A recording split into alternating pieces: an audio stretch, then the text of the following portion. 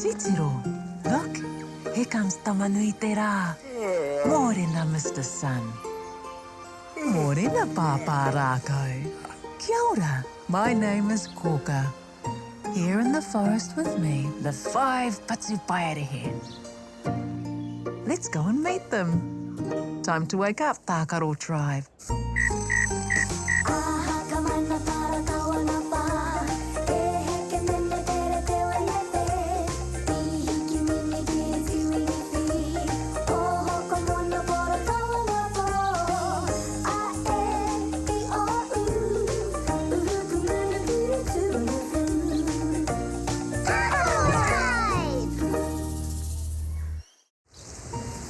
Karawe, nice one.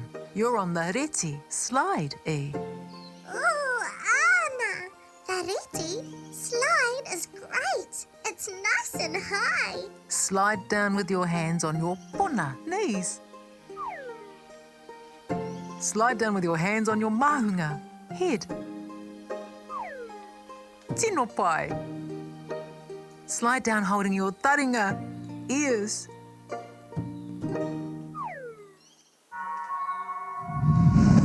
Ooh, my puku is flashing.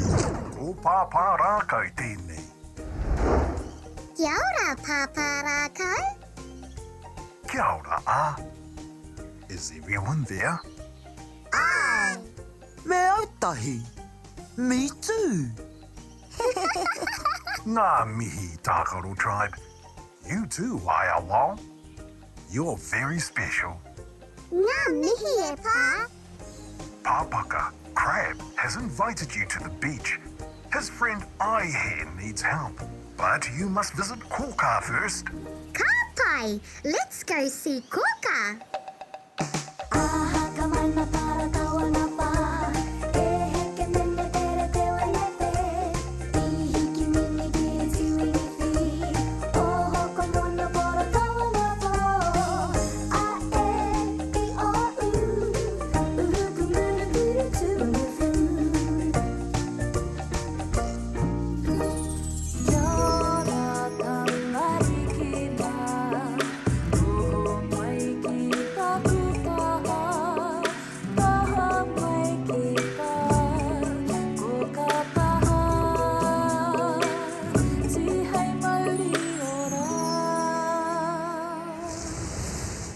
Tākaro Tribe. Kia ora, Kōkā. Pāpaka has invited us to the beach. One of his friends needs help. Be alert when you go. You might see a pod of Āihi, dolphins. What's an āihi, Kōkā? It likes to toremutu, dive up and down, and make a big splash when it leaps out of the water. Sometimes it will stand on its tail and dance. Oh, we might see a pod of āihi dolphins dancing. Just a minute, Pāpā Rākau's calling you. He has your piko, backpacks to take to the beach. Ka pai, Kōkā.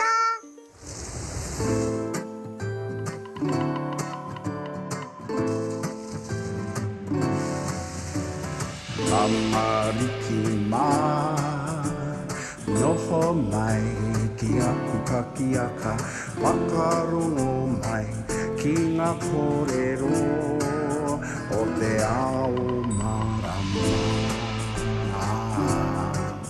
Aue. Tākaro Tribe. You've arrived. Small problem, Pāpā Rākau. How do we get to the beach? Pooh will take you. She won't be long. Yay! What did Kōkā tell you? To watch out for āihi, dolphins. Do you know what an āihi, a dolphin, looks like? We know it likes to toremutu, dive up and down, and dance on its tail. Let's take a look. What colour is the āihi? Pukuhi, dark grey on top, and ma, white underneath. You're too much, Tākaro Tribe. Ooh! Whoa! Whoa! Out of the way! Sorry, my friends. The wind was a bit too strong. All aboard, Tākaro Tribe. Don't forget your recycling bags. You can collect pepper, paper. You collect the krahe, glass. You're on kena, cans. Or you collect parakai, waste food. And the plastics. Ka pai, Pāpā Rākau. It's time for our karakia. North wind blow gently, keep things firm ashore and at sea. 'Tis the place of Tangaroa, spreading to wide oceans, to long oceans. 'Tis the large domain of Tangaroa. Watch out, Pooh. You might see an Āihi, dolphin. Ka pai. All aboard, Tākaro Tribe. We're off. E noho rā, Pāpā Rākau.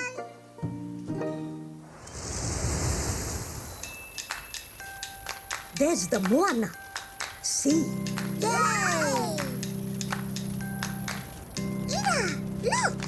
A pod of Āihi, dolphins. Āihi harikoa. Happy dolphins diving up and down, dancing, flipping, splashing on the tide. Backpacks off so we can collect rubbish. I found a can. I found some food waste.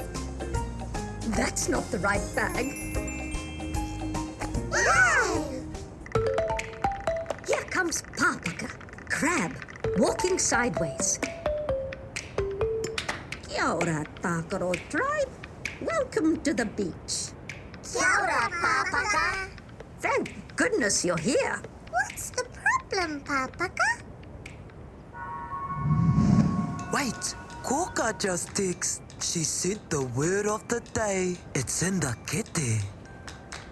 Where's the kitty? There, on that toka rock.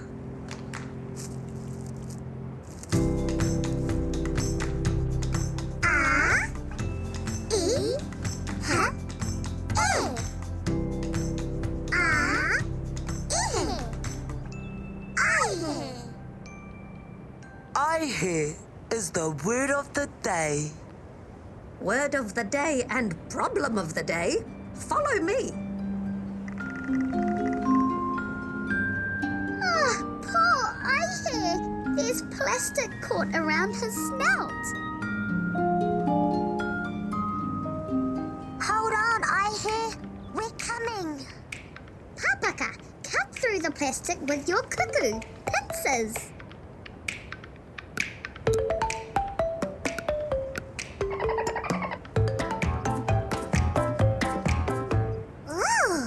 Did you hear that?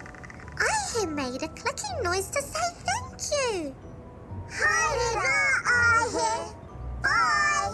Safe travels back to your whānau. We all did a great job, Tākaro Tribe. It's good to work together. Let's put the kiriho, plastic, in the right kete.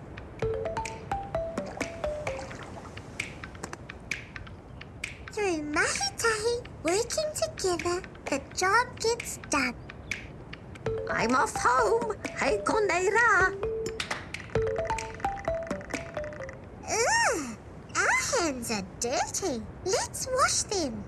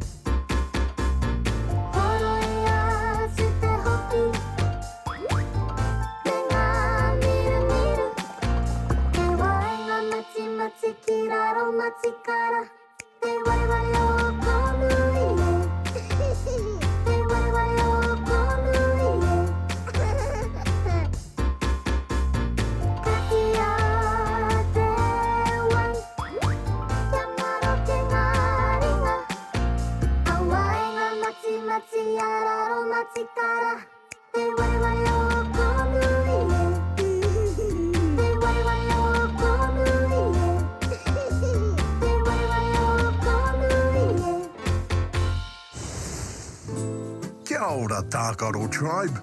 You're back. Let's take a look at what our friends have been up to today.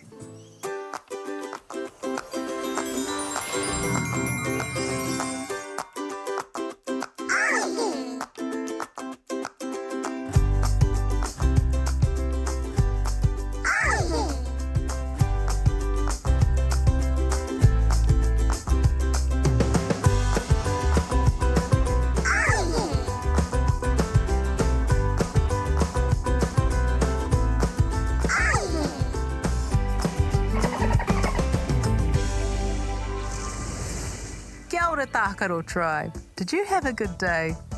It was beautiful. Let's take another look at what you did today. You saw a pod of dolphins diving up and down, toremutu, in the sea. When you got to Pāpaka, he led you to a muriwai, lagoon, where you saw Āihi with plastic cord around his snout. You worked together, mahitahi, with Pāpaka to save Āihi. You also learned how to spell the word Āihi. A-I-H-E. Āihi. Now that was a beautiful day.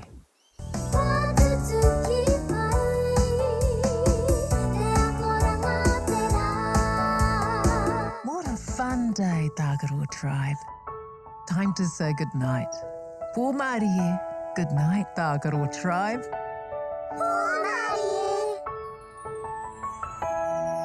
Oroia tō mata, parai he hia o niho, kuhuna o kakamoe pō Māori e kuhu ki te moenga, takoto iho ki rā.